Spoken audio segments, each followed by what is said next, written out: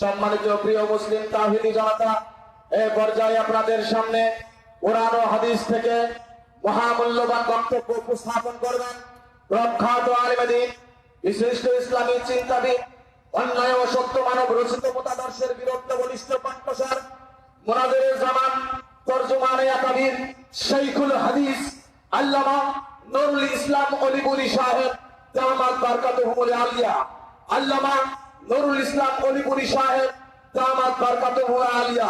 নারে তাকবীর, নারে তাকবীর। প্রতিষ্ঠাতা পরিচালক জামিয়া নূরে মদিনা, শায়েস্তাগঞ্জ, হবিগঞ্জ।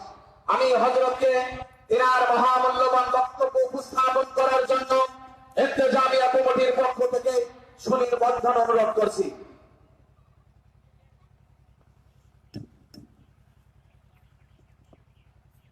আলহামদুলিল্লাহি নাহমাদুহু ওয়া নাস্তাঈনুহু ওয়া নাস্তাগফিরুহু ওয়া নু'মিনু বিহি ওয়া নাতাওয়াক্কালু আলাইহি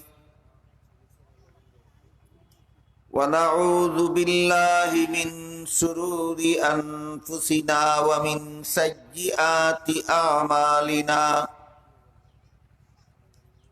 মান ইয়াহদিহিল্লাহু ফালা মুদিল্লা লাহু ওয়া মান ইউদ্লিলহু ফালা হাদিয়া লাহু। ওয়া নাশহাদু আল্লা ইলাহা ইল্লাল্লাহু ওয়াহদাহু লা শারীকা লাহু। ওয়া নাশহাদু আন্না সাইয়্যিদানা ওয়া নাবিয়্যানা ওয়া মাওলানা মুহাম্মাদান আবদুহু ওয়া রাসূলুহু সাল্লাল্লাহু তাআলা আলাইহি ওয়া আলা আলিহি ওয়া আসহাবিহি ওয়া বারাকা ওয়া সাল্লাম।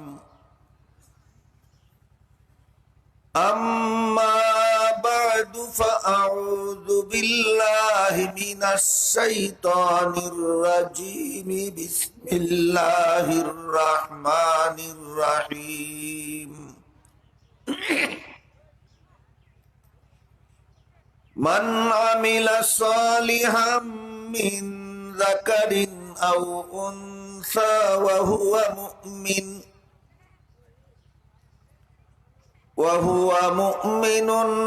ফালানুহইয়ান্নাহু হায়াতান তাইয়্যিবাহ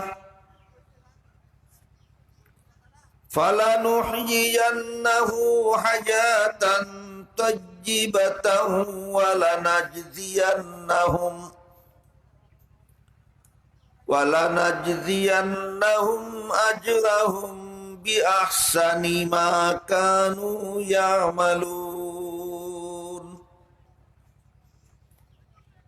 বারাকাল্লাহু লানা ওয়া লাকুম ফিল কুরআনিল আযীম ওয়া নাফা'না ওয়া ইয়্যাকুম বিল আয়াতি ওয়াজ যিকরিল হাকীম। শ্রদ্ধেয় সভাপতি হযরত উলামায়ে কেরাম, এলাকার সর্বস্তরের মুসলমান ভাইয়েরা আমার ও আমার পর্দানিশীন মা ও বোনেরা, পবিত্র কোরআনের যে আয়াত আমি আপনাদের সামনে তিলাওয়াত করেছি, তাতে আল্লাহ বলেন, কোন মানুষ যদি মুমিন হয় আর আমল ভালো করে, তাহলে সে পুরুষ হোক অথবা নারী হোক, আমি আল্লাহ তাকে পবিত্র জীবন দান করব এবং আমলের চেয়ে বহুগুণ বেশি পুরস্কার দান করব। এখানে কয়েকটা বিষয় ব্যাখ্যা সাপেক্ষে বুঝার মতো। এক নম্বর হলো, মুমিন কাকে বলে? আল্লাহ যে বললেন কোন মানুষ যদি মুমিন হয়,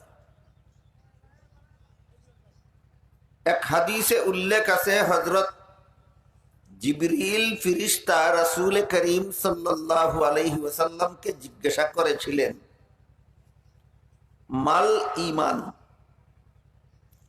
ঈমান কাকে বলে? জবাবে রাসূল করিম সাল্লাল্লাহু আলাইহি ওয়াসাল্লাম বলে দিয়েছিলেন, 6টি কথা বিশ্বাস করার নাম ঈমান। 1 নম্বরে আল্লাহকে বিশ্বাস করা, 2 নম্বরে ফিরিস্তা বিশ্বাস করা, 3 নম্বরে আসমানি কিতাব বিশ্বাস করা, 4 নম্বরে নবী রাসূল বিশ্বাস করা, 5 নম্বরে তকদীর বিশ্বাস করা, 6 নম্বরে আখিরাতের চিরস্থায়ী জীবন। এই 6টি কথা বিশ্বাস করার নাম হলো ঈমান। যারা বিশ্বাস করে তাদেরকে কোরআনের ভাষায় বলে মুমিন। আপনারা যারা কথাগুলি শুনতেছেন, আপনারা যদি মনে করেন যে এই 6 কথা আপনারা বিশ্বাস করেন, তাহলে কোরআন আপনাদেরকেই মুমিন বলে। এই হইল ব্যাখ্যা সাপেক্ষ একটা কথা যে মুমিন কাকে বলে।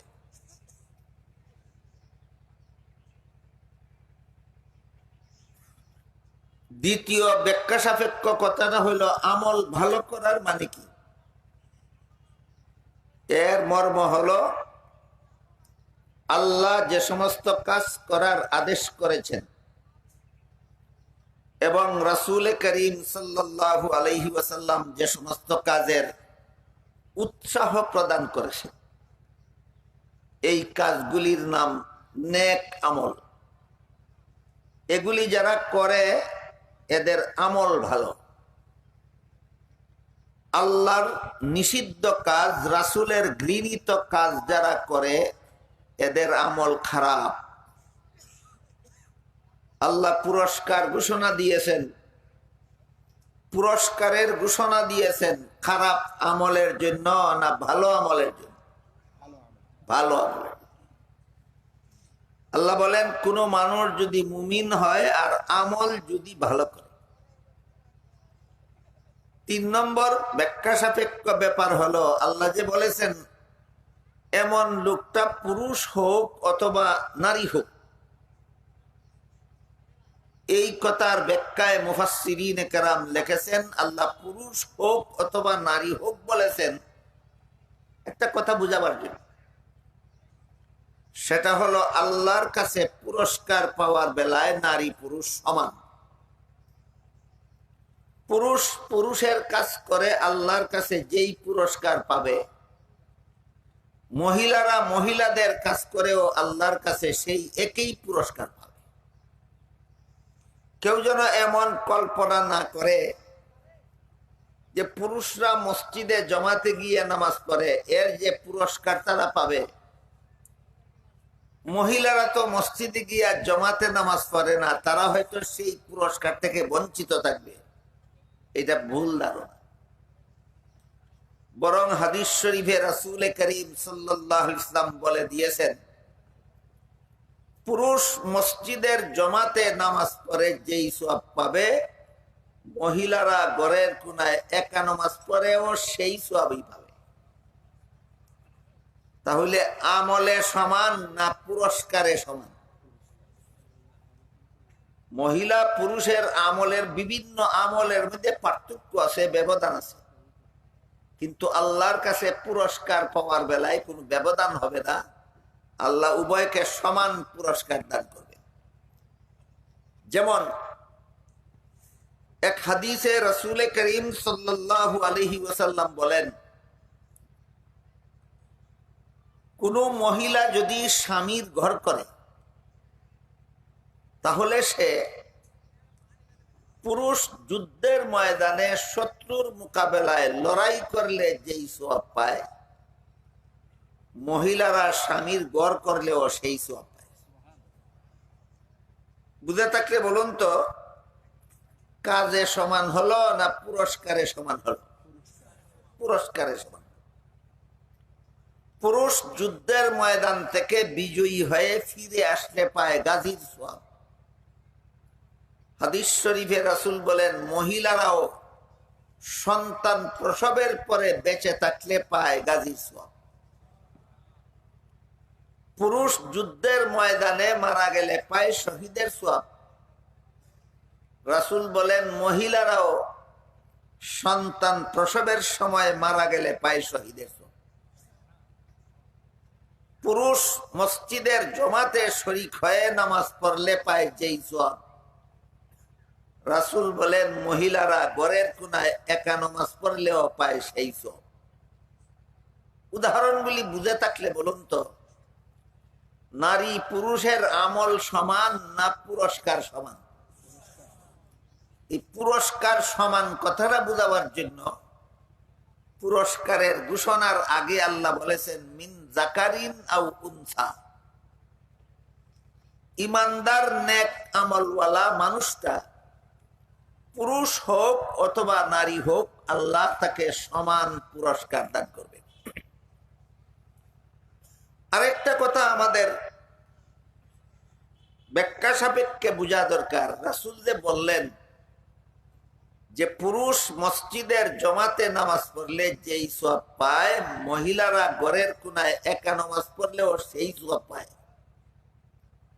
এখানে ফ্যাসিলিটি পুরুষকে দেওয়া হলো না মহিলাকে দেওয়া হলো? পুরুষ কাজ কইরা যে সওয়াব, মহিলা কাজ না কইরা সেই সওয়াব। তাইলে সুযোগ সুবিধাটা পুরুষকে দেওয়া হলো না মহিলাকে দেওয়া? মহিলাকে। এই সুযোগটা মহিলাকে কেন দেওয়া হলো, এইটা হলো বুঝার ব্যাপার। এই জিনিসটা না জানার কারণে, না বুঝার কারণে আজকাল কিছু লোক মহিলাদেরকে নামাজে নারী পুরুষের কোনো ব্যবধান নাই এমন ভ্রান্ত কথা বলে মহিলাদেরকে ঘর থেকে বের করে মসজিদের জমাতে নিয়ে যাচ্ছে। এই যে রমজান মাসে তারাবিহের নামাজ,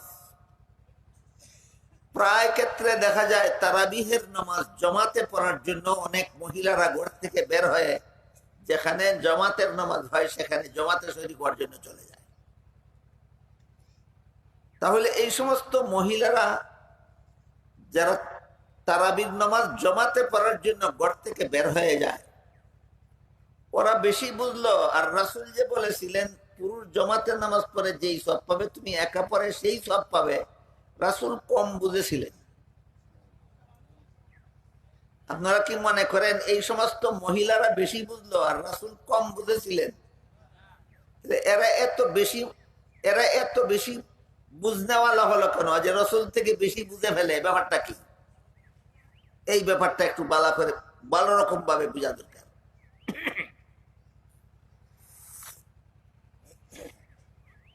যেসব নামাজ জমাতের সাথে পড়তে হয়, এই সেই নামাজগুলির জমাত হইল সুন্নত। হানাফি মাযহাবের ফতোয়া মতো সুন্নতে মুআক্কাদা, যেমন 5 বেলার নামাজ জমাতে পড়া সুন্নতে মুআক্কাদা। তারাবির নামাজ জমাতের সাথে পড়া সুন্নতে মুআক্কাদা। এটা মহিলাদের জন্য সুন্নত নয়, এটা পুরুষের জন্য সুন্নত।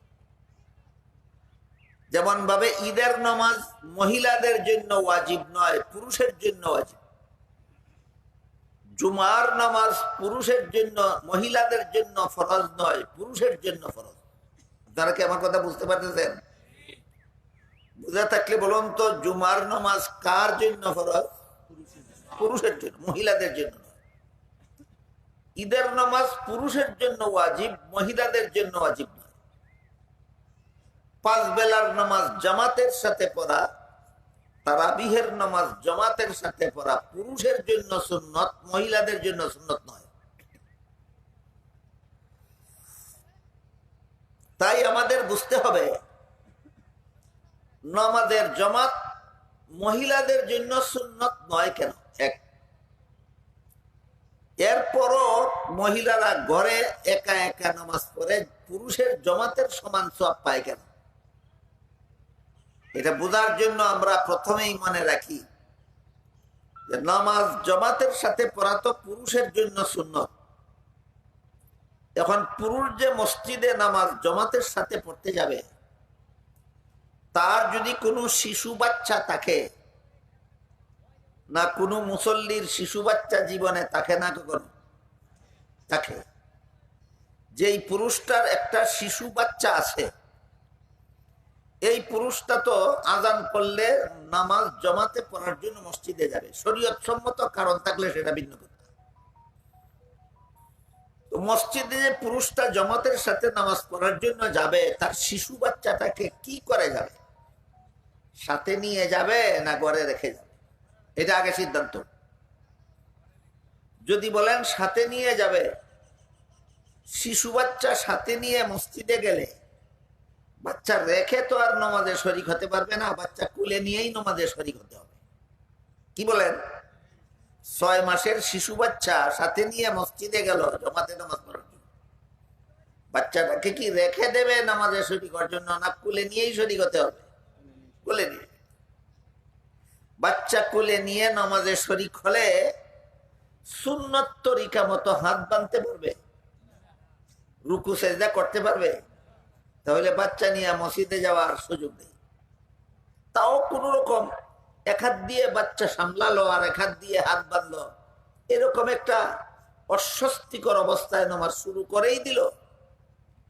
এমত অবস্থায় সালাম ফিরাবার আগে আগে বাচ্চাটা পেশাব করবে না মনে গ্যারান্টি আছে।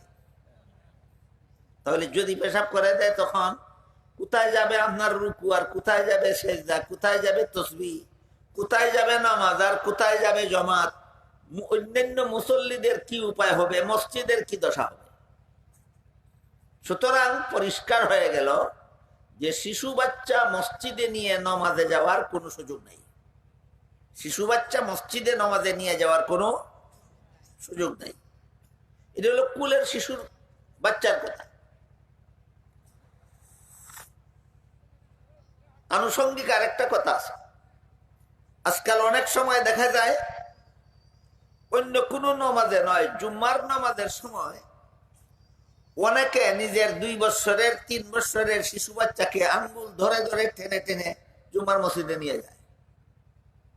এদের হয়তো পেশাবের দরকার হইলে বলতে পারবে আমার পেশাব করা দরকার, কিন্তু এরা কি পাক না পাক জানে? এরা কি নামাজ পড়তে জানে? এরা কি মসজিদের আদব কায়দা জানে? এরা কি মসজিদের ভিতরে কিভাবে হুড়াহুড়ি দৌড়াদৌড়ি করলে মুসল্লিদের ডিস্টার্ব হয় বুঝে? এইরকম অবুঝ বাচ্চাকে মসজিদে নিয়ে যাওয়া মসজিদের সাথে চরম বেয়াদবি ছাড়া আর কিছু নয়।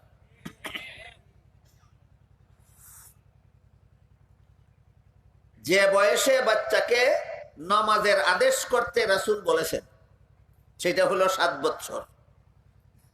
হাদিস শরীফে রাসূল বলেন, মুরু আওলাদাকুম বিসসালাতি ইযা বালাগু 7 সিনিন। হে আমার উম্মত মুসলমানেরা, তোমাদের সন্তানদের বয়স যখন 7 বছর হয় তখন তাদের নামাজের আদেশ করো। অথচ আজ পর্যন্ত আমার চোখে কোনো পিতাকে দেখিনি যে 7 বছরের বাচ্চাকে নামাজের জন্য মসজিদে নিয়ে যায়। না, 7 বছর এবং এর ঊর্ধ্বতম বছরের বাচ্চাদেরকে মসজিদে নেয় না, কারণ এটা মসজিদের আদব কায়দা বুঝে, এরা মসজিদে নেয় না। এরা কোনো মুসল্লির নামাজ ডিস্টার্ব করে নষ্ট করবে না, এদেরকে মসজিদে নেয় না। এরা ইচ্ছা করলে নামাজ পড়তে পারবে, এদেরকে মসজিদে নেয় না। যারা নামাজ বুঝে না, ফাঁক না ফাঁক বুঝে না, মসজিদের আদব কায়দা বুঝে না, গন্ডগোল করে মুসল্লিদের নামাজে ডিস্টার্ব করে, এদেরকে মসজিদে নিয়ে যাওয়া চরম বেয়াদবি ছাড়া আর কিছু নয়। আমার কথা বুঝে থাকলে বলুন, বাচ্চাদেরকে মসজিদে নিয়ে যাবেন 7 বছরের আগে না 7 বছর হলে পরে? 7 বছর হলে পরে। আমাদের সমাজে অনেক মুসলমান এমন পাওয়া যায় যারা ধর্মের কাজ কিছু করার আগ্রহ রাখেন, কিন্তু ধর্মের কোন কাজ কিভাবে করলে শুদ্ধ হয়, কিভাবে করলে ভুল হয় সেটা তো আলেম ছাড়া কেউ জানে না। আলেমকে জিজ্ঞাসা করে করবেন না, করবেন নিজের মনের আবেগে, এতে হিতে বিপরীত হয়। কচি বাচ্চাদেরকে মসজিদে নিয়ে যাওয়া এইরকম একটা হিতে বিপরীত কাজ। আপনার 3 বছরের বাচ্চাকে যে মসজিদে নিয়ে গেলেন, সে মসজিদে যত বেয়াদবি করবে, যত হট্টগোল করবে, মসজিদে মুসল্লিদের যত নামাজে বেঘাত সৃষ্টি করবে সবগুলির গুনাহ সে তো বুঝে না, তার আমল নামায় লেখা হবে না। আপনি বুঝে শুনে তাকে মসজিদে নিয়ে গেছেন, এই বাচ্চার সবগুলি বেয়াদবির গুনাহ তার বাবার আমল নামায় লেখা হবে।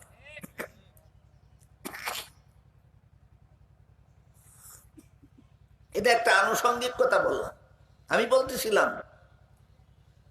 যে অবুঝ শিশু, যারা কুলের শিশু, যারা হাঁটতে জানে না, এখনো হাঁটতে শিখে নেই, এমন কুলের শিশু কুলে নিয়ে যদি আপনি মসজিদে যান, তাহলে এই শিশু কুলে নিয়ে নামাজ পড়ার কোনো সুযোগ নাই, উপায় নেই। অগত্যা পেশাব করে দিলে তো সব নষ্ট করে দিল। কাজেই আপনি বাধ্য হয়ে এই শিশুটাকে ঘরে রেখে যেতে হবে নামাজের, মসজিদে নামাজ পড়তে যাবার সময়। আমার কথা বুঝে থাকলে বলুন। ধরুন আপনার 6 মাসের একটা শিশু বাচ্চা আছে, আপনার জন্য মসজিদে গিয়ে 5 বেলার নামাজ জমাতে পড়া সুন্নত, আপনার জন্য তারাবিহের নামাজ জমাতের সাথে পড়া সুন্নত। শিশু বাচ্চাকে নিয়ে যেতে পারবেন না ঘরে রেখে যেতে হবে? ঘরে রেখে যেতে হবে। কুলের শিশু বাচ্চাকে ঘরে কার কাছে রেখে যাবেন? মায়ের কাছে। কার কাছে রেখে যাবেন? মায়ের কাছে। আপনার 6 মাসের শিশু বাচ্চাকে ঘরে তার মায়ের কাছে রেখে গেলেন তারাবির নামাজ জমাতে পড়তে, 5 বেলার নামাজ জমাতে পড়তে মসজিদে গেলেন। আপনার কি মনে মনে টেনশন থাকবে যে আমার বাচ্চাটা হয়তো পেশাব করে দিয়েছে, আমার বাচ্চাটা হয়তো কাঁদতেছে, আমার বাচ্চাটা হয়তো খাবার চাচ্ছে, এমন কোনো টেনশন থাকবে? কেন? মা আছে, কাঁদলে মা দেখবে, পেশাব করলে মা পরিষ্কার করবে, খেতে চাইলে মা খাওয়াবে। তাহলে আপনার 6 মাসের শিশু বাচ্চা ঘরে রেখে মসজিদে টেনশন মুক্ত অবস্থায় যে জমাতে নামাজ পড়ার সুযোগ পাচ্ছেন, কার কারণে? মায়ের কারণে। কার কারণে? মায়ের কারণে। আর ইসলামের বিধান হলো, যার কারণে কোন লোক একটা ভালো কাজ করার সুযোগ পায়, ওই লোক ভালো কাজ করে যেই সওয়াব, যার কারণে সুযোগ পেল সে না করেও সেই সওয়াব।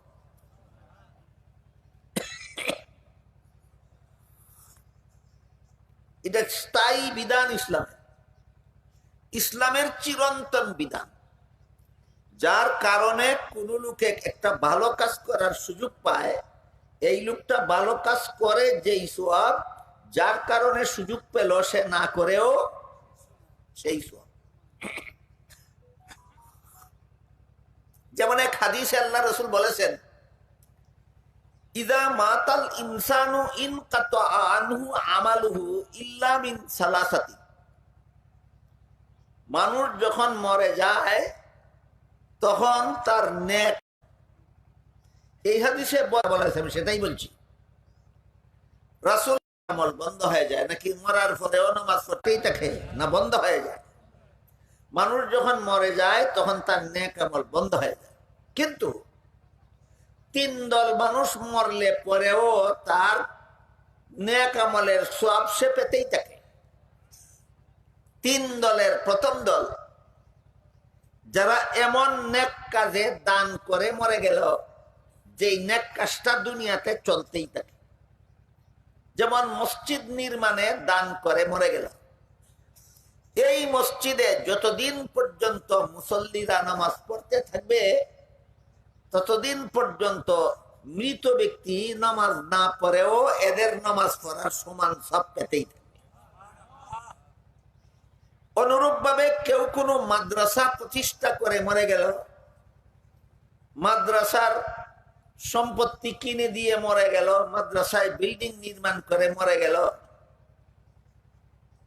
এই মাদ্রাসায় যত উস্তাদ যতদিন পড়াবেন, যত ছাত্র যতদিন পড়বে, এদের পড়ানির সওয়াব ওই মৃত ব্যক্তির কবরে সমান সমান সওয়াব তার কবরে পৌঁছতেই থাকবে।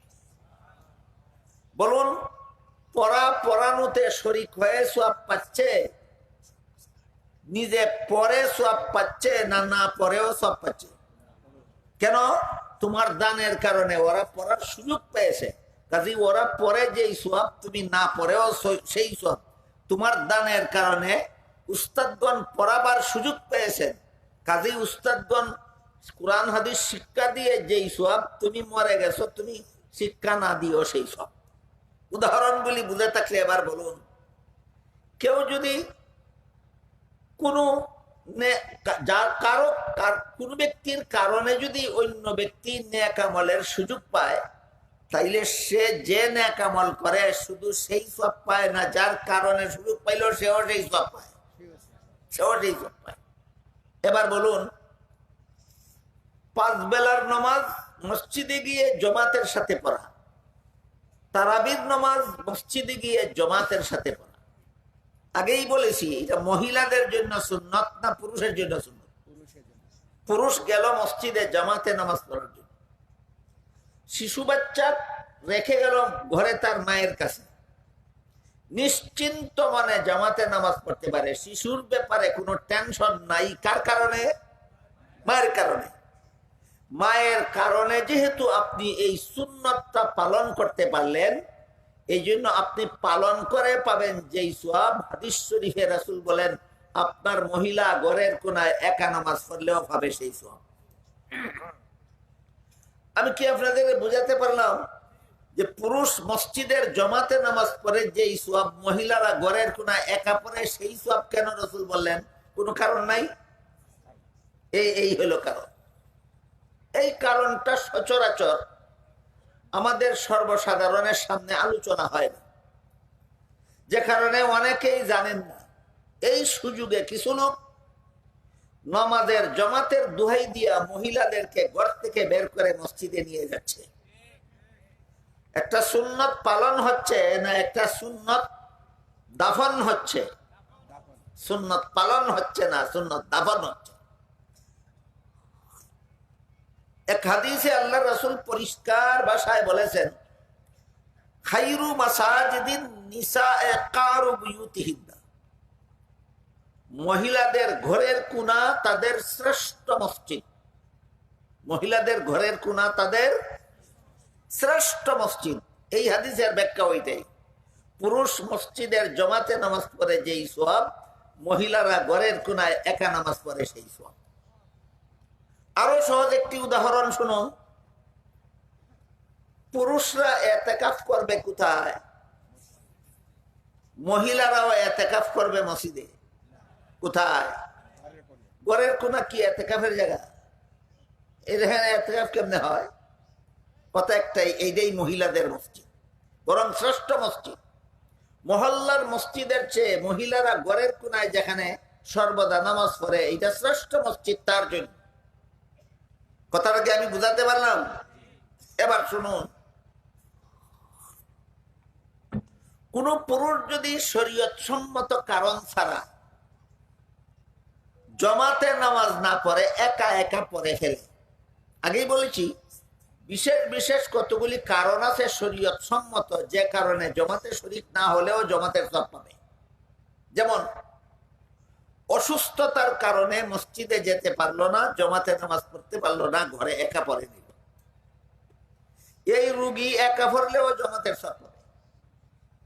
আরেকজন রোগীর সেবার জন্য রোগীকে ফেলে মসজিদে যেতে পারে না, ঘরে রোগীর সেবায় থাকতে হয়, এই জন্য জমাতে শরীক হতে পারলো না, এই সেবক রোগীর সেবক জমাতে শরীক হওয়ার সওয়াব পাবে। এরকম কিছু কারণ আছে যে কারণগুলিকে শরীয়ত সম্মত কারণ বলা হয়। এইসব কারণ ছাড়া যদি কোনো পুরুষ, ও কারণে যদি কোনো পুরুষ মসজিদের জমাতে শরীক না হয়ে ঘরে একা নামাজ পড়ে ফেলে, অনেকেই পড়ে কিনা? পড়ে। তার নামাজ সমূলেই হবে না, না সুন্নত মতে হবে না? হ্যাঁ, তার নামাজ সমূলেই হবে না এমনটা না। কোন রকমে তার নামাজটা হয়ে যাবে, কিন্তু নামাজটা পরিপূর্ণ হবে না, নামাজটা সুন্নত মতে হবে না, যেহেতু জমাতে পড়া তার জন্য সুন্নত ছিল। তবে যেই পুরুষ অকারণে জমাতে শরীক না হয়ে ঘরে একা নামাজ পড়লো, তার নামাজটা সুন্নত মতে না হওয়ার কারণে তার ধর্মের কিছু ক্ষতি হইল। কি বলেন? ধর্মের ক্ষতি হইল, দুনিয়ার কিছু উপকার হইল। দুনিয়ার একটা উপকার হইল, মসজিদে আসা যাওয়ার সময় বাঁচলো। আর একটা উপকার হলো, শীতের দিনে ঘর থেকে বের হয়ে একটু দূরে মসজিদে যেতে হলে শীতের কারণে কষ্ট হয়, সেই কষ্ট থেকে বাঁচলো। আরেকটা উপকার হলো, মসজিদে যদি গাড়ি নিয়ে যেতে হয় তো গাড়ির তেল খরচ বাঁচলো। আমার কথা বুঝে থাকলে বলুন, একটা পুরুষ যদি ও কারণে জমাতে না গিয়ে ঘরে একা নামাজ পড়ে ফেলে, ক্ষতি হলো ধর্মের, ক্ষতি হলো ধর্মের, উপকার হলো দুনিয়ার। বুঝেন আমার কথা? বুঝেন? বুঝে থাকলে বলুন, একটা পুরুষ ও কারণে জমাতে না গিয়ে ঘরে একা নামাজ পড়লো, ক্ষতি হলো ধর্মের, উপকার হলো দুনিয়া। এর বিপরীতে একটা মহিলা যদি ঘর থেকে বের হয়ে মসজিদে যায়, সুন্নত মতো পড়লো না, সুন্নতের খেলাফ, সুন্নতের খেলাফ, ধর্মের ক্ষতি হলো। পুরুষ ঘরে একা নামাজ পড়লে সওয়াব নষ্ট হয়, আর মহিলা মসজিদের জমাতে শরীক হলে সওয়াব নষ্ট হয়। কারণ জমাতে শরীক হওয়া মহিলার জন্য সুন্নত নয়, পুরুষের জন্য সুন্নত। তুমি তোমার জন্য সুন্নত ঘরের কোনায় একা পড়বা, তুমি জমাতে গেলে কেন?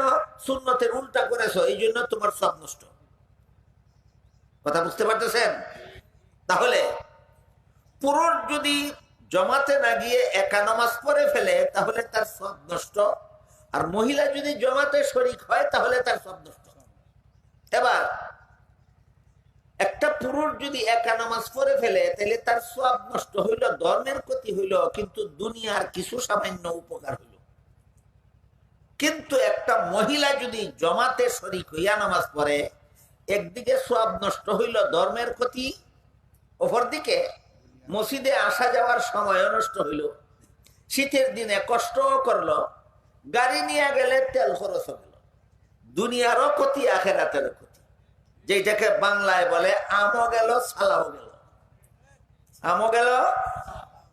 পুরুষ যদি একা একা ও কারণে একা নামাজ পড়ে ফেলে, তার আম গেল, সালা রইল। পুরুষ যদি ও কারণে জমাতে শরীক না হইয়া একা একা নামাজ পড়ে ফেলে, আখেরাতের ক্ষতিটাকে আমি ধরে নিলাম আম গেল, আর দুনিয়ার উপকারটারে ধরে নিলাম সালাটা রইল। মহিলা যদি জমাতে শরীক হয় তাহলে আমও গেল, সালাও গেল। এরা কত বড় বুদ্ধিমতী, যাদের আমও গেল, সালাও গেল। এই জন্য হাদিস শরীফে রাসূল করিম সাল্লাল্লাহু আলাইহি ওয়াসাল্লাম বলে দিয়েছেন, খায়রু মাসাজিদিন নিসায়ে কারু বুয়ুতিহিন্না, মহিলাদের শ্রেষ্ঠ মসজিদ তাদের ঘরের কোণা। এরপরেও যে সমস্ত উগ্রপন্থী বাতিলপন্থী লোকেরা বর্তমান সমাজে অপপ্রচারণা চালাচ্ছে যে পুরুষের নামাজে আর মহিলার নামাজে কোনো পার্থক্য নাই, কাজেই পুরুষদেরকে যেভাবে মসজিদে গিয়ে জমাতে নামাজ পড়া সুন্নত, মহিলাদের জন্য সেইভাবে মসজিদে গিয়ে জমাতে নামাজ পড়া সুন্নত, এমন একটা অপপ্রচারণা কিছু লোকে চালায় কিনা? চালায়। এদের অপপ্রচারণার অসারতা আমি এতক্ষণ আপনাদের সামনে তুলে ধরেছি। এরা এদের এই অপপ্রচারণার পক্ষে একটা হাদিসের দ্বারা দলিল পেশ করতে চায়, যে হাদিসে রাসূল করিম সাল্লাল্লাহু আলাইহি ওয়াসাল্লাম বলেছিলেন, তার সাহাবাগণকে বলেছিলেন, রাসূল দুনিয়ায় থাকাকালে তার জীবদ্দশায় বলেছিলেন যে তোমাদের কোনো মহিলা যদি মসজিদের জমাতে গিয়ে শরীক হতে চায় তাহলে তাকে বাধা দিও না।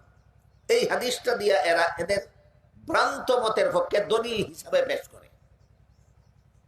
এই একটা হাদিস ছাড়া এদের পক্ষে দলিল হিসাবে পেশ করার মতো আর কোন হাদিস নাই। এই একটা হাদিস এদের ভ্রান্ত মতবাদের পক্ষে দলিল হিসাবে পেশ করে যে রাসূল তার সাহাবাগণকে বলেছিলেন, তোমাদের কোনো মহিলা যদি মসজিদে গিয়ে জমাতে শরীক হতে চায় তাহলে বাধা দিও না। রাসূল দুনিয়ার থেকে বিদায় হওয়ার পরে কথাটা বলেছিলেন না দুনিয়াতে থাকাকালে?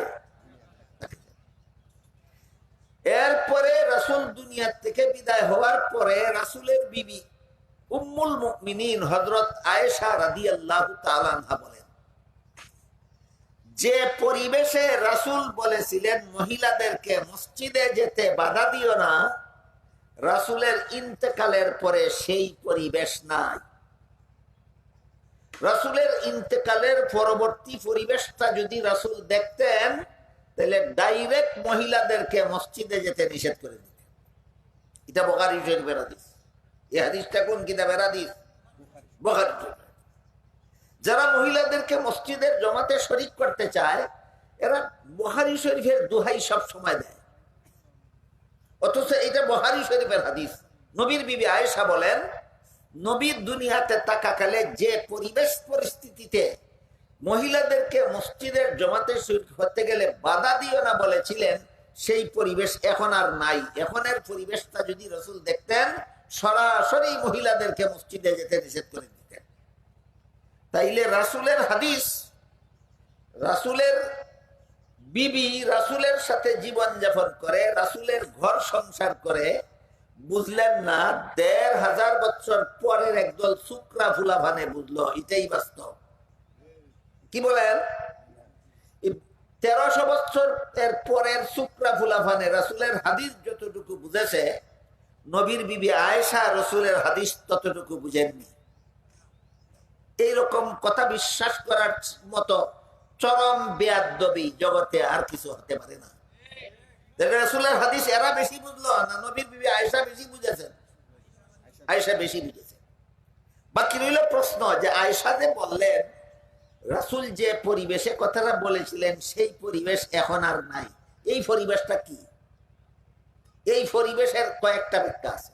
১ নম্বর ব্যাখ্যা হলো, রাসূল দুনিয়াতে থাকাকালে যখন রাসূল মসজিদের নামাজের জামাতের ইমামতি করতেন, তখন পুরুষ পৃথক পৃথক ভাবে মসজিদে যাইত, সামনের কাতারে দাঁড়ায়। মহিলারা আলাদাভাবে মসজিদে যাইত, পর্দা করে যাইত, এমন ভাবে শরীর দেখে যাইত, রাস্তার কোনো পুরুষের সামনে পড়লেও পর্দার কারণে চিনতে পারতো না মহিলাটাকে। এই অবস্থায় মসজিদে গিয়া পিছনের কাতারে দাঁড়ায়। রাসূলের ইন্তেকালের পরে দেখা গেল অনেক পুরুষ অনেক মহিলা একই রাস্তা দিয়ে চলাফেরা করে বেপরদা অবস্থায়। তাহলে বলুন, রাসূল যেই পরিবেশে মহিলাদেরকে মসজিদে যাওয়ার অনুমতির কথা বলেছিলেন, ইন্তেকালের পরে সেই পরিস্থিতি ছিল না ছিল না?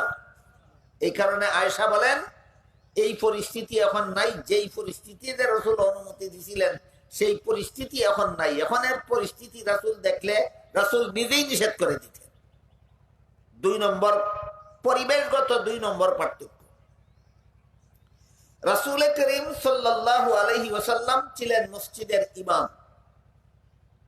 রাসূল প্রায় সময় নামাজের আগে অথবা পরে মুসল্লিদের দিকে ফিরে বসে অথবা দাঁড়িয়ে নসিহত করতেন।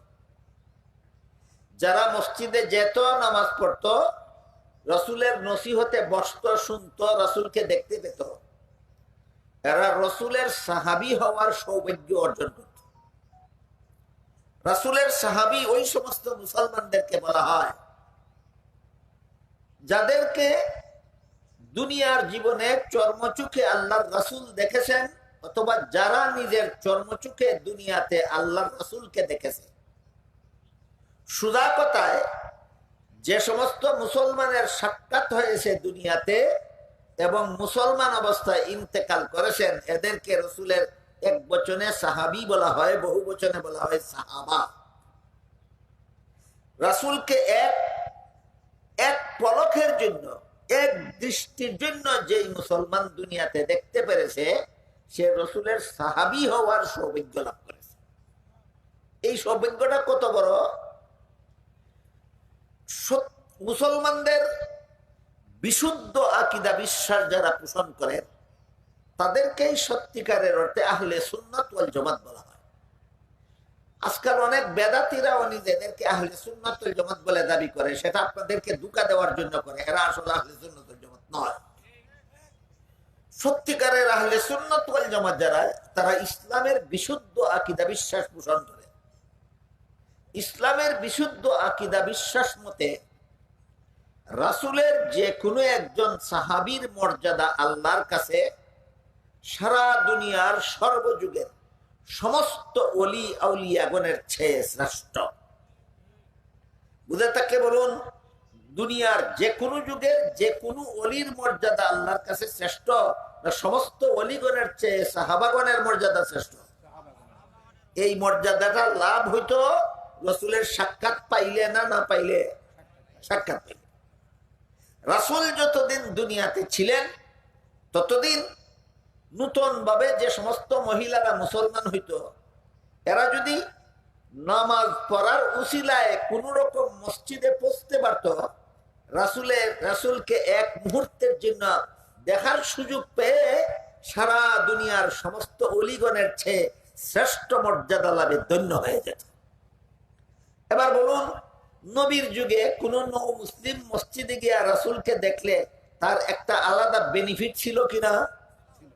ইন্তেকালের পরে কি সেই বেনিফিট রয়ে গেল না বন্ধ হয়ে গেল? এই জন্য আয়েশা বলেন, রাসূল যেই পরিবেশে বলেছিলেন সেই পরিবেশ এখন নাই, এখনের পরিবেশ যদি রাসূল দেখতেন নিষেধ করে দিতেন। সুতরাং এই সমস্ত বাতিল পন্থীরা যারা মুসলমান মহিলাদেরকে নামাজের জামাতের বাহানায় ঘরের ভিতর থেকে, পর্দার ভিতর থেকে বের করে মসজিদে নিয়ে দাঁড় করাতে চায়, এরা যেই হাদিসের দ্বারা দলিল দেওয়ার চেষ্টা করে, দলিল দেওয়ার পদ্ধতিটা শুদ্ধ না ভ্রান্ত? ভ্রান্ত। গেল একটা ব্যাখ্যা সাপেক্ষ ব্যাপার ওই আয়াতের মধ্যে থেকে। আয়াতে আল্লাহ বলেন, মান আমিলা সালিহাম মিন যাকারিন আও উনসা ওয়া হুয়া মুমিন। কোন মানুষ যদি মুমিন হয় আর আমল ভালো করে, তাহলে সে নারী হোক অথবা পুরুষ হোক, আমি আল্লাহ তাকে সমান পুরস্কার দান করব। আল্লাহর কাছে পুরস্কারের বেলায় নারী পুরুষ সমান। পুরুষ পুরুষের আমল করে যেই পুরস্কার পাবে, মহিলা মহিলার আমল করে আল্লাহর কাছে একই পুরস্কার পাবে। এতক্ষণের কথা বুঝে থাকলে বলুন, রাসূল কি বলেছেন হাদিস শরীফে? পুরুষ মসজিদের জমাতে নামাজ পড়ে পায় যেই সওয়াব, মহিলা ঘরের কোনায় একা নামাজ পড়েও পাবে সেই সওয়াব। তাহলে আমলে সমান হইল না পুরস্কারে সমান হইল? পুরস্কারে সমান। এরপরে আল্লাহ বলেন, এই সমস্ত পুরুষ মহিলাদেরকে আমি পবিত্র জীবন দান করব। এই পবিত্র জীবনের ব্যাখ্যা দুইটা, একটা হলো দুনিয়াতে পবিত্র জীবন আর একটা হলো আখেরাতে পবিত্র জীবন। দুনিয়ার পবিত্র জীবনের মর্ম হলো, আয়াতের ব্যাখ্যায় মুফাসসিরিন কেরাম লিখেছেন, কোন মানুষ যদি মুমিন হয় আর আমল ভালো করে, তাহলে দুনিয়াতে এমন নেককার ঈমানদার পুরুষ মহিলা যত বড় বিপদে পড়ুক না কেন, যত বড় অভাবগ্রস্ত হোক না কেন, যত জটিল রোগে আক্রান্ত হোক না কেন, তার অন্তরটা কোনোদিন ঘাবড়াবে না। আল্লাহ তার অন্তরকে সান্ত্বনায় ভরপুর করে রাখবে। এটা হইল দুনিয়ার পবিত্র জীবনের ব্যাখ্যা। ঈমানদার নেক আমলওয়ালা পুরুষ হোক অথবা ঈমানদার নেক আমলওয়ালা মহিলা হোক, দুইটা গুণ যদি তার মধ্যে থাকে, একটা হলো তার ঈমান বিশুদ্ধ ঈমানের অধিকারী, আর একটা হলো সে নেক আমলের অধিকারী। এমত অবস্থায় যত জটিল রোগেই আক্রান্ত হোক না কেন, যত বড় অভাব অনটনে পড়ুক না কেন, যত বড় বিপদ আপদে আক্রান্ত হোক না কেন, তার অন্তরটা আল্লাহ কখনো ঘাবড়াতে দেবেন না, তার অন্তরটাকে সান্ত্বনায় ভরপুর করে রাখবেন। এর মূলে কারণ কি? এর মূলে কারণ হলো, এক হাদিসে উল্লেখ আছে, রাসূল করিম সাল্লাল্লাহু আলাইহি ওয়াসাল্লাম বলেন, কোন মুমিন বান্দার পায়ে যদি একটা কাঁটা ফুটে, কাঁটা, বড়ই গাছ চেনেন আপনারা? বড়ই গাছের ছোট ছোট কাঁটা থাকে কিনা? অনেক সময় কাঁটাগুলি বড়ই গাছের নিচেও ঝরে পড়ে। খালি পায়ে তখন কেউ বড়ই গাছের নিচ দিয়ে হেঁটে গেলে একটা দুইটা কাঁটা অনেকের পায়ে অনেক সময় ফুটে। মারাত্মক কষ্ট হয় না অত্যন্ত মামুলি? এইরকম ক্ষুদ্র একটা কাঁটা ফুটার দ্বারা মুমিন বান্দার সামান্য কষ্ট হয়, এর বিনিময়েও আল্লাহ তাকে 2 পুরস্কারের কোন একটা পুরস্কার দান করে। আমাদের খালি পায়ে বড়ই গাছের নিচ দিয়ে যাচ্ছিলেন, ছোট্ট একটি কাটা ফুটে গেল আপনার পায়ে, আবার সাথে সাথে খুলেও ফেললেন। এর দ্বারা সামান্য কষ্ট আপনার হলো, আল্লাহর রাসূল বলেন এর বিনিময়ে আপনাকে আল্লাহ 2 পুরস্কারের কোন একটা পুরস্কার অবশ্যই দিবেন। 1 নম্বর, এই অবস্থায় আপনার কোনো গুনাহ থাকলে এই কাটা ফুটার কষ্টের বিনিময়ে আল্লাহ আপনার গুনাহ মাফ করে দিবেন। 2 নম্বর, এই অবস্থায় আপনার আমল নামায় কোনো গুনাহ না থাকলে আল্লাহ আপনার মর্যাদা অনেক বাড়িয়ে দেবে। এবার বলুন, একটা কাটা ফুটার কষ্টের দ্বারা যদি হয়তো গুনাহ মাফ হয় আর না হয় মর্যাদা বাড়ে, জটিল রোগে আক্রান্ত হলে কি কাটা ফুটার কষ্টের চেয়ে কম হয়? বিপদে পড়লে কি কাটা ফুটার কষ্টের চেয়ে কম হয়? অভাব অনটনে পড়লে কি কাটা ফুটার কষ্টের চেয়ে কম হয় না লক্ষ কোটি গুণে বেশি হয়? তখন এই মুমিন বান্দার অন্তরে এই কথাটা আসে যে রাসূল আল্লাহর পক্ষ থেকে আমার জন্য ঘোষণা দিয়েছেন, আমার রোগের দ্বারা অথবা বিপদের দ্বারা অথবা অভাবের দ্বারা হয়তো আল্লাহ আমার গুনাহ মাফ করে দেবেন আর না হয় আমার মর্যাদা বাড়িয়ে দিবেন।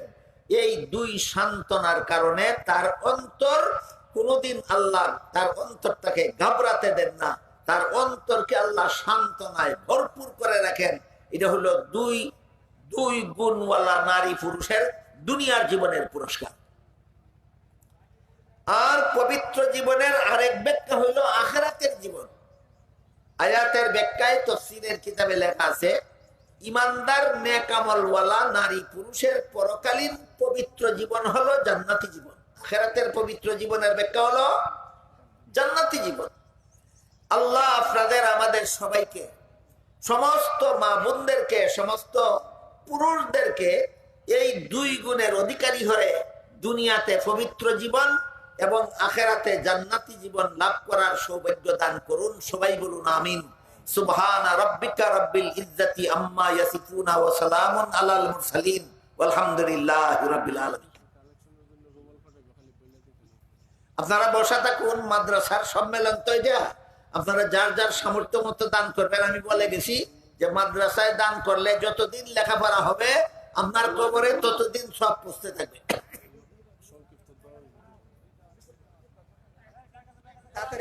তাই যাদের কাছে ব্যাগ আছে আমরা ব্যাগগুলি নিয়ে খুব দ্রুত চলে যাই। যাদের কাছে ব্যাগ আছে আমরা খুব দ্রুত ব্যাগগুলি নিয়ে ভিতরে চলে যাই। হযরতের সময় অতি স্বল্প, এখান থেকে উঠে আবার বিমানে ঢাকা যেতে হবে। এজন্য সকল শ্রোতাদের দৃষ্টি আকর্ষণ করছি, আপনারা রাস্তায় হুজুরের সাথে কেউ সাক্ষাৎ বসাবার চেষ্টা না করুন। পরিকল্পনা ফ্লাইট মিস করার বন্দী। হ্যাঁ, এখন তো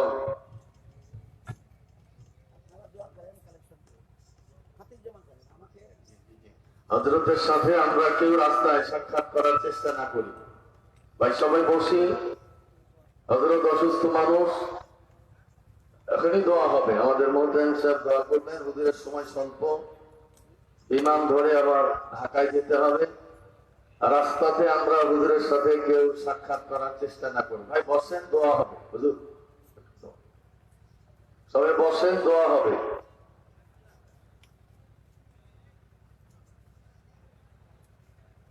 হুজুর দোয়া শুরু করলেন। হুজুর আপনি আমাদের মোহতামিম সাহেব হুজুর দোয়া করবেন।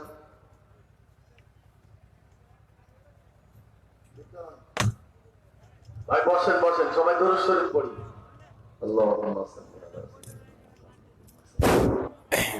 اللهم صل على سيدنا محمد وعلى آله وأصحابه وبارك وسلم.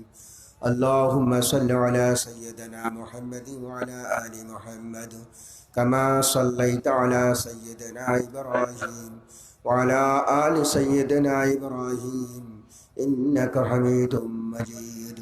اللهم بارك على سيدنا محمد وعلى آل سيدنا محمد كما باركت على سيدنا إبراهيم وعلى آل سيدنا إبراهيم إنك حميد مجيد. اللهم آمين. الحمد لله رب العالمين والصلاة والسلام على أشرف الأنبياء والمرسلين وعلى آله وأصحابه أجمعين. اللهم لا أحصي ثناء عليك أنت كما أثنيت على نفسك. اللهم إنا نسألك بأن لك الحمد لا إله إلا أنت الحنان المنان بديع السماوات والأرض يا ذا الجلال والإكرام يا حي يا قيوم برحمتك نستغيث نسألك برحمتك التي وسعت كل شيء أن تغفر لنا. اللهم إنك عفو كريم تحب العفو فاعف عنا. ربنا ظلمنا أنفسنا وإن لم تغفر لنا وترحمنا لنكونن من الخاسرين. ربنا فاغفر لنا ذنوبنا وكفر عنا سيئاتنا وتوفنا مع الأبرار. ربنا لا تؤاخذنا إن نسينا أو أخطأنا. ربنا ولا تحمل علينا إصرا كما حملته على الذين من قبلنا. ربنا ولا تحملنا ما لا طاقة لنا به واعف عنا واغفر لنا وارحمنا أنت مولانا فانصرنا على القوم الكافرين. اللهم اغفر لنا ولوالدينا ولشيخنا ولمشايخنا ولأستاذنا ولأحبابنا ولمن له حق علينا ولجميع المؤمنين والمؤمنات والمسلمين والمسلمات الأحياء منهم والأموات إنك سميع قريب مجيب الدعوات. اللهم مصرف القلوب صرف قلوبنا على طاعتك وأعنا على ذكرك وشكرك وحسن عبادتك. اللهم إنا نعوذ بك من عذاب القبر ومن عذاب جهنم ومن فتنة المحيا والممات والمسيح الدجال. اللهم إنا نسألك رضاك والجنة ونعوذ بك من سخطك والنار. اللهم إنا نعوذ بك من زوال نعمتك وتحول عافيتك وفجاءة نقمتك وجميع سخطك. اللهم إنا نسألك من خير ما سألك منه نبيك محمد صلى الله عليه وسلم ونعوذ بك من شر ما استعاذ منه نبيك محمد صلى الله عليه وسلم. وعليك المستعان وإليك البلاغ ولا حول ولا قوة إلا بالله. يا الله يا أكرم الأكرمين مولا গো, আমরা যত লোক এখানে উপস্থিত হয়েছিলাম মাওলা সকলকে মাওলা হেদায়েত দান করুন মাওলা, আমল করার তৌফিক নসিব করুন মাওলা, এই মাহফিলকে কবুল মঞ্জুর করুন মাওলা, এই মাদ্রাসাকে কবুল মঞ্জুর করুন মাওলা, আমাদের সকলকে মাওলা তোমার রাজামন্দি আর সন্তুষ্টি অর্জনের তৌফিক নসিব করুন মাওলা। মাওলা আমাদের সকলকে মাওলা মাওলা তোমাকে সন্তুষ্ট করে মাওলা মাওলা পরকালের জগতে কবরের জগতে যাওয়ার তৌফিক নসিব করেন মাওলা। আল্লাহুম্মা আনতা ওয়ালিয়ুনা ফিদ দুনিয়া ওয়াল আখিরাহ তাওয়াফানা মুসলিমান ওয়া আলহিকনা বিস সালিহিন ওয়া সাল্লাল্লাহু তাআলা আলা খাইরি খালকিহি মুহাম্মাদিন ওয়া আলা আলিহি ওয়া আসহাবিহি আজমাইন ওয়ারহামনা মাআহুম বিরহমাতিকা ইয়া রাহমান।